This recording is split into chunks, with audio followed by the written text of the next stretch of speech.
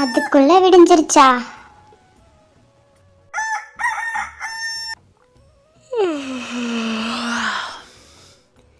மீனும் தேனும் 2 பேரும் எழுந்திரிக்கிறதுக்குள்ள வாசலை கூட்டி தண்ணி தெளித்து கோலம் போட்டுட்டு பால் காய்ச்சி வச்சா அவங்க எழுந்திரிச்சது குடிக்கிறதுக்கு கரெக்டாக இருக்கும். இல்லைன்னா பால் பால்னு கேட்டுட்டு இருப்பாங்க.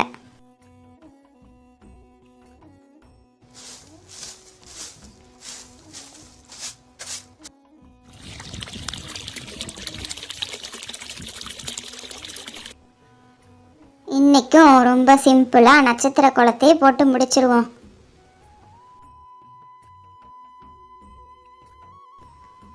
அப்பாடா, கோலம் போட்டு முடிச்சாச்சு. போயிட்டு பால் காய்ச்சி வைக்க வேண்டியது தான்.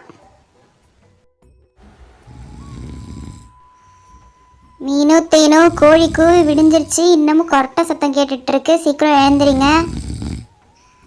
என்னங்கம்மா, இப்பதான் தூங்குன மாதிரி இருக்கு, அதுக்குள்ள எழுப்பி விடுறீங்க? அதுக்குள்ள கோழி கூவி விடிஞ்சிருச்சா? ஆமாம், கோழிலாம் அப்போவே கூவிருச்சு. நீங்கள் சீக்கிரம் எழுந்து குளிச்சுட்டு ஸ்கூலுக்கு கிளம்புங்க. இன்னைக்கு மேக்ஸ் டெஸ்ட் இருக்குது, ஞாபகம் இருக்குல்ல? நான் போய் பால் காய்ச்சி வைக்கிறேன்.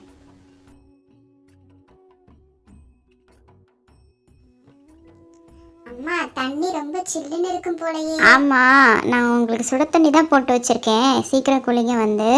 அம்மா, நான் தான் ஃபஸ்ட்டு குளிப்பேன். இல்லைங்கம்மா, நான் தான் ஃபஸ்ட்டு குளிப்பேன்.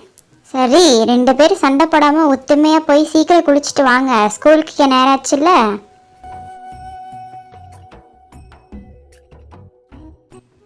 என்ன 2 பேரும் வேடிக்கை பார்த்துட்டு இருக்கீங்க? சீக்கிரம் குளிங்க வந்து. இருங்க, நானே உங்களை குளிப்பாட்டி விட்டுறேன். அம்மா, தண்ணி ரொம்ப சூடாக இருக்கு. இல்லை, கரெக்டான சூடில் தான் இருக்கு. நீ சீக்கிரம் குளி, அப்போ தான் சளி பிடிக்காது.